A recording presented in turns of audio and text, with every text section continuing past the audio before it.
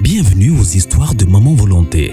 Nous sommes une chaîne qui raconte des histoires vraies, des réalités vécues au quotidien, dans la société en général et en Afrique en particulier. Nous le faisons dans le strict respect des usagers, coutumes et droits humains. Nous réalisons des analyses constructives dans le but d'éduquer, d'informer et de former la masse, car votre éducation, épanouissement et plaisir sont notre devoir. Abonnez-vous et cliquez sur la cloche de notification pour ne manquer aucune actualité en temps réel et surtout, aimez et partagez nos vidéos pour élargir notre communauté. Maman Volonté et les volontaires, ensemble, nous sommes plus forts. Bienvenue aux histoires de volonté. Je suis Maman Volonté et comme d'habitude, aujourd'hui, nous nous retrouvons encore pour écouter une nouvelle histoire. Cette histoire concerne un de nos frères. Asseyez-vous confortablement avec vos chips, popcorn, quelque chose à boire aussi et écoutez attentivement l'histoire de ce papa. Et je suis sûre, parce que je compte sur vous, pour que dans vos commentaires, vous puissiez écrire des choses qui vont l'encourager, qui vont lui redonner encore la force de vivre, qui vont lui donner l'espoir de vivre. C'est Dieu qui a fait notre corps, notre cœur. Tout ce qui nous concerne là, c'est Dieu qui l'a créé. Et il doit avoir une date de péremption sur notre vie, c'est Dieu. C'est Dieu qui a écrit notre date de péremption. C'est lui seul qui connaît ça. Écoutez, nous allons rentrer dans le vif du sujet. Encore bonjour mes volontaires et si vous êtes nouveau sur cette chaîne, écoutez attentivement l'histoire, abonnez-vous à cette chaîne et let's go! C'est l'histoire d'un papa qui nous dit ici que depuis 6 mois, d'abord il est malade, il a le cancer et il est en train de se faire soigner depuis un certain nombre d'années. Que les médecins lui auraient dit depuis un certain nombre de mois qu'il lui reste 6 mois à vivre sur cette terre. Et depuis qu'on lui a dit ça, ça fait déjà 4 mois. Et depuis un certain nombre de jours, il ne se couche plus, il ne va plus au lit avant minuit. C'est-à-dire, il attend minuit, passer quelques petites minutes pour se dire, ça fait -1. -1, c'est-à-dire depuis que 4 mois est passé et qu'il lui reste 2 mois, il commence par se dire -1. Et il attend après minuit pour aller au lit, d'abord pour dire -1. Il n'arrive plus à bien dormir, il n'arrive plus, c'est-à-dire, il ne s'appartient plus. Il a amené le problème. Mais avant de passer à vous, de venir exposer ce problème, la première des choses, j'ai essayé de le consoler parce que personne n'a le monopole de notre vie sur cette terre. Personne. C'est vrai, quand on parle de cette maladie de cancer, tout le monde a peur. Mais quand on te dit, il te reste un certain nombre de temps à passer sur cette terre, c'est-à-dire, il y a les médecins de l'Europe n'ont pas froid aux yeux de te dire, demain tu vas partir. Ils n'ont pas froid aux yeux. Au moins chez nous là-bas, on essaie d'amadouer un peu les gens et peut-être c'est les parents qu'on appelle pour leur dire, bon, là où on en est là, bon, on est en train de perdre espoir, il ne reste plus beaucoup. Mais aller jusqu'à dire, il te reste tel nombre de mois ou de jours pour vivre, mais volontaire. Est-ce que quelqu'un peut remplacer Dieu? Non. C'est un peu trop brutal. Dieu nous a créés. Il sait quand est-ce qu'on va partir de cette terre-là. Il le sait. Lui, il connaît tout. Je lui ai dit, le médecin qui a dit, il te reste tel nombre de mois pour quitter cette terre. Est-ce qu'il t'a dit aussi la semaine que tu vas partir? Il dit non. J'ai dit, Est-ce qu'il t'a dit le jour? Il a dit non. J'ai dit, ok. S'il n'a pas dit tout ça là, ça veut dire qu'il n'a pas le monopole de la vie. C'est vrai, Dieu leur a donné l'intelligence. Ils ont appris la science. Et la science dit beaucoup de vérité. C'est vrai. C'est pour ça qu'ils ont été à l'école. C'est ça qu'ils ont étudié. On fait confiance en eux. Mais quand on vient à un moment où ils vous disent, il te reste temps pour partir, ne paniquez pas. Ne paniquez pas. Il a fait son devoir. Il a fait son travail. Mais maintenant, lui, il a fini. Mais est-ce que Dieu t'a dit qu'il a fini? Est-ce que tu as posé la question à Dieu de savoir, mon Dieu, est-ce que c'est vrai? Dans ce cas-là, ce n'est pas la peur qui doit te prendre. Papa, écoute-moi très bien.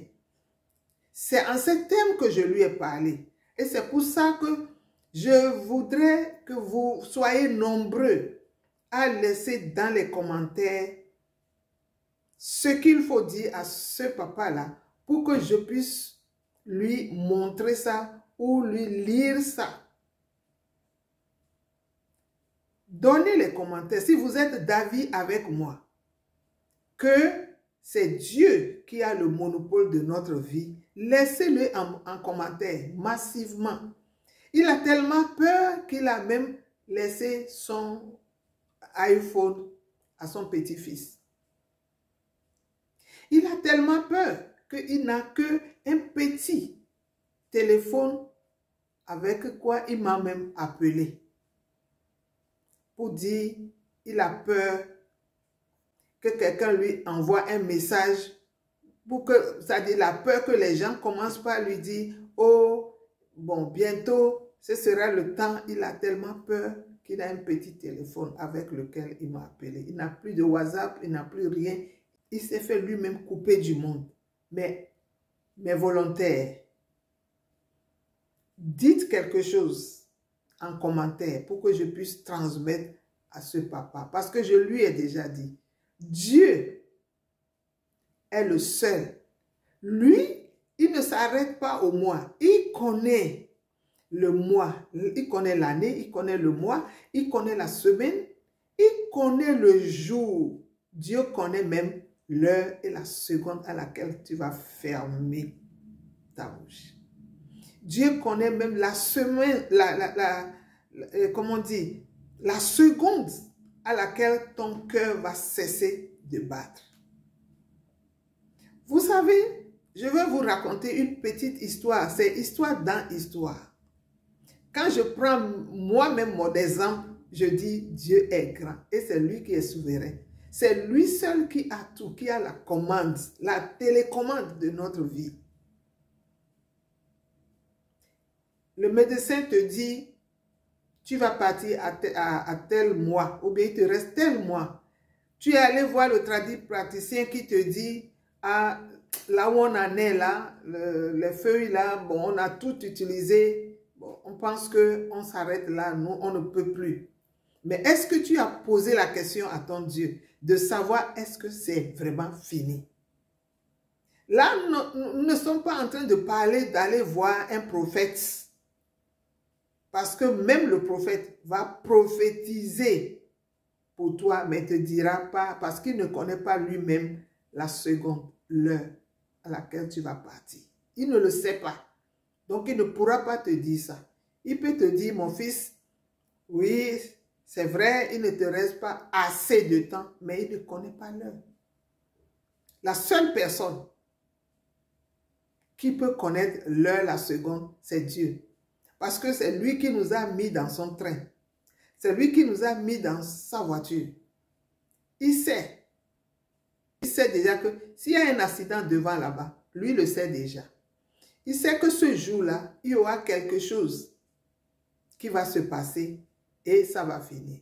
Mais ce même Dieu-là, qui peut te retenir, parce que lui, son heure n'a pas encore sonné. Et comme son heure n'a pas sonné, il peut provoquer même une panne d'essence en route pour que tu t'arrêtes et acheter de l'essence le temps que les mauvaises choses passent. Le temps que tu perdes encore, tu disposes encore du temps pour ne pas atteindre ta gare à l'heure là. Parce que lui seul sait à quelle heure tu seras à ta destination, à ta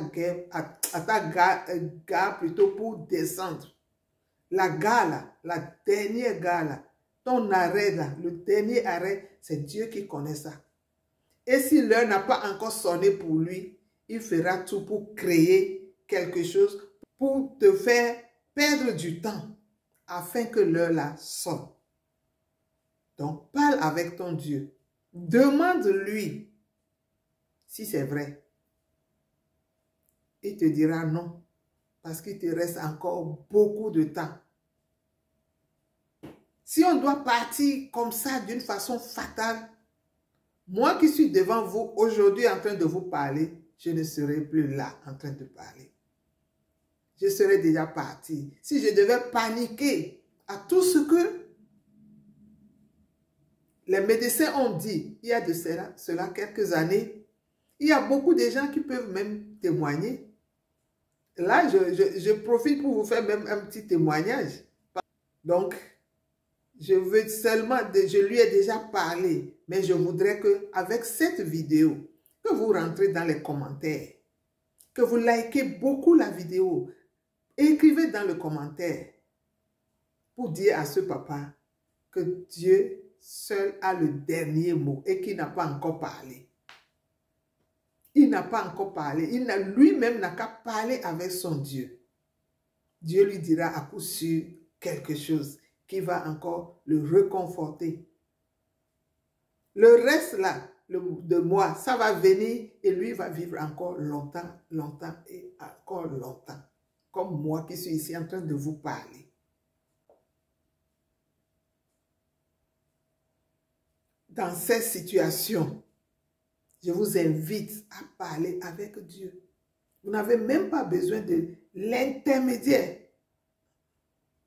Vous n'avez pas besoin d'un intermédiaire. Vous avez vos Bibles. Prenez la Bible. Choisissez les versets qui vous réconfortent. Choisissez les versets qui vous disent que c'est lui qui a le dernier mot. Prenez vos Corans. Lisez. Choisissez les parties qui peuvent vous donner encore la joie de vivre. Et ne vous sombrez pas seul aux paroles, juste aux paroles du médecin. Ils ont appris la science. Mais derrière village, il y a encore village. C'est quelqu'un qui a créé le monde là avant que eux, ils ne soient allés apprendre, étudier ce qu'ils ont étudié. Mais ils n'ont pas le dernier mot. Le dernier mot revient à notre Dieu créateur. Je veux que vous soyez en train de dire ça tous les jours, que c'est le dernier mot lui revient et non aux médecins. Les médecins sont à respecter. Quand ils disent, prenez tel médicament, nous allons prendre les médicaments. Nous allons prendre les infusions que les tradipraticiens nous conseillent. Mais lorsqu'il s'agit de dire, ta vie va s'arrêter tel mois, ça là dit non, vous avez fini. Mais maintenant, laissez-moi aller continuer le reste avec mon Dieu. Il fera à coup sûr quelque chose pour moi. qui vit d'espoir ne meurt pas de chagrin.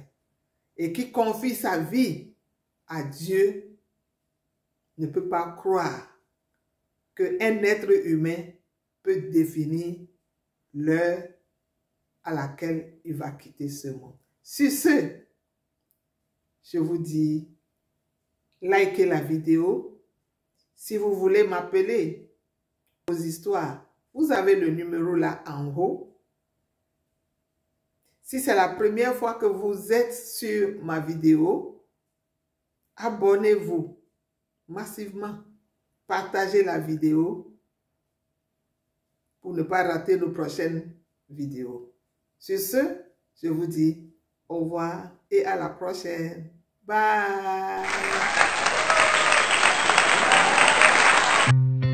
Bienvenue aux histoires de Maman Volonté. Nous sommes une chaîne qui raconte des histoires vraies, des réalités vécues au quotidien dans la société en général et en Afrique en particulier. Nous le faisons dans le strict respect des usagers, coutumes et droits humains. Nous réalisons des analyses constructives dans le but d'éduquer, d'informer et de former la masse, car votre éducation, épanouissement et plaisir sont notre devoir. Abonnez-vous et cliquez sur la cloche de notification pour ne manquer aucune actualité en temps réel et surtout, aimez et partagez nos vidéos pour élargir notre communauté. Maman Volonté et les volontaires, ensemble, nous sommes plus forts.